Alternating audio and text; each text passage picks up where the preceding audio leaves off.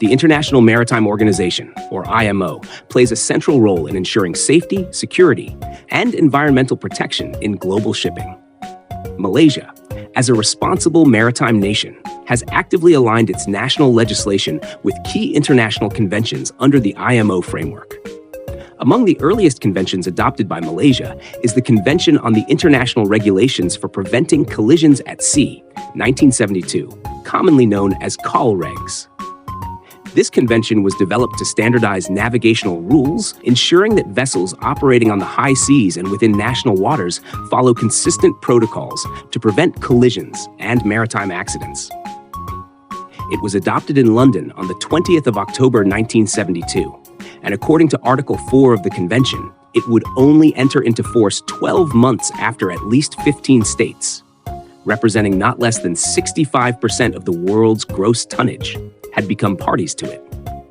This condition was fulfilled, and the convention officially entered into force internationally on the 15th of July 1977, marking a significant milestone in global navigational safety. Malaysia ratified the COL Regs on the 23rd of December 1980, demonstrating its commitment to internationally recognized safety standards. However, as with all treaties, Malaysia needed to domesticate the convention before it could be legally enforced. To achieve this, the government enacted the Merchant Shipping Collision Regulations Order 1984, known as PUA 438 of 1984, under Section 252 of the Merchant Shipping Ordinance 1952, or MSO 1952. This order gave the COL Regs full legal force in Malaysian waters and for all Malaysian registered ships operating internationally. The PUA, or Pemberitahu Undangan, represents a form of subsidiary legislation issued under a parent act. In this case, the MSO 1952 is the Akta Ibu, or Principal Act, empowering the Minister of Transport to make detailed rules that bring international conventions into domestic effect. This mechanism allows Malaysia to implement global maritime conventions efficiently without creating entirely new laws. Between 1980 and 1984, during the transition from ratification to implementation, Malaysia's maritime enforcement officers, specifically port state control officers inspecting foreign ships and flag state control officers inspecting Malaysian ships, were authorized to detain vessels that failed to comply with collision prevention rules.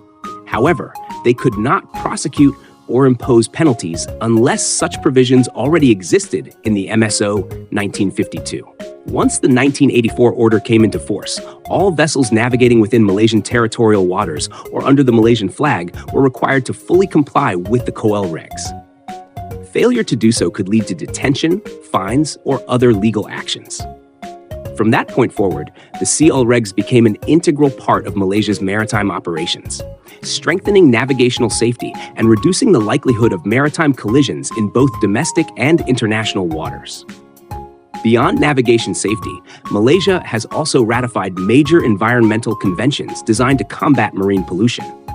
One of the most important of these is the International Convention on Civil Liability for Oil Pollution Damage, or CLC 1992.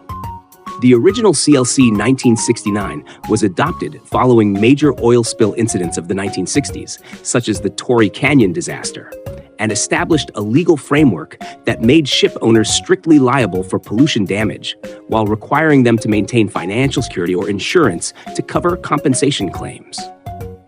As global shipping evolved and larger oil tankers were introduced, the need for higher compensation limits became clear. This led to the adoption of the 1992 protocol to the CLC on the 27th of November 1992, which expanded compensation limits and enhanced enforcement measures. Article 13 of the protocol states that it would enter into force 12 months after at least 10 states, including 4 with more than 1 million gross tons of tanker capacity, had ratified it. This condition was satisfied, and the convention came into effect internationally on the 30th of May 1996, marking a new era in marine environmental governance. Malaysia ratified the CLC 1992 on the 9th of June 2004, reflecting its proactive stance on environmental protection and liability for marine pollution. In accordance with Article 13, the convention entered into force in Malaysia 1 year later, on the 9th of June 2005. The 12-month period between ratification and enforcement was legally significant. During this interim, Malaysian maritime authorities, such as port state control and flag state control officers, could detain non-compliant vessels, but were not authorized to prosecute or impose fines until the convention had formally taken effect. This approach demonstrates Malaysia's respect for international law and its commitment to proper domestic implementation through the Merchant Shipping Ordinance 1952.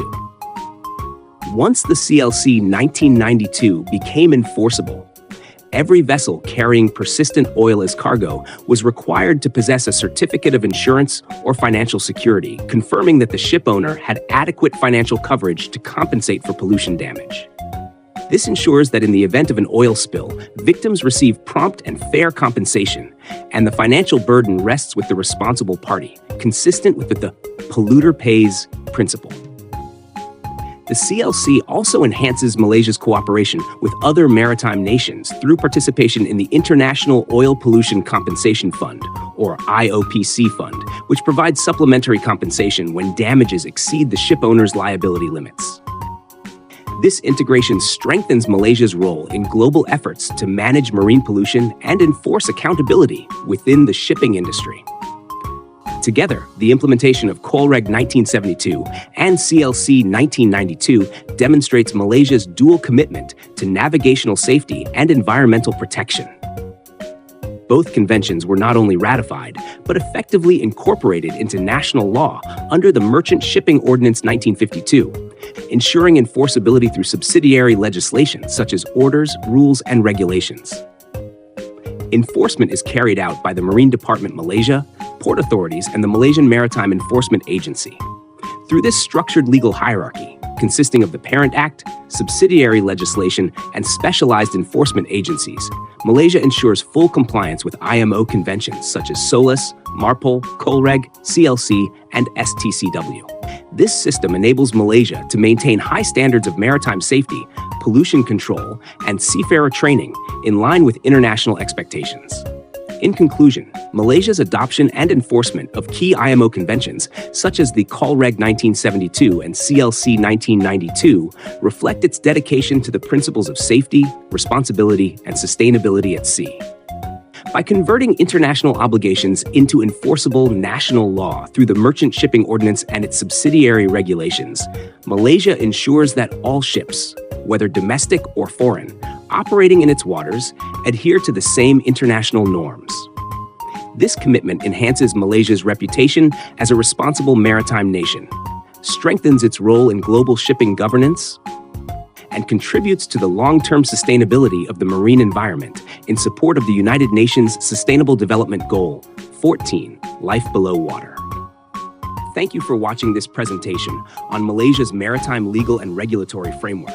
I hope this session has given you a clearer understanding of how the Merchant Shipping Ordinance, subsidiary laws, and international conventions work together to shape Malaysia's maritime governance system. For more detailed information and additional learning resources, please scan the QR code shown on the screen or visit https:/tinyurl.com/chua211025. Please open your app to see this link.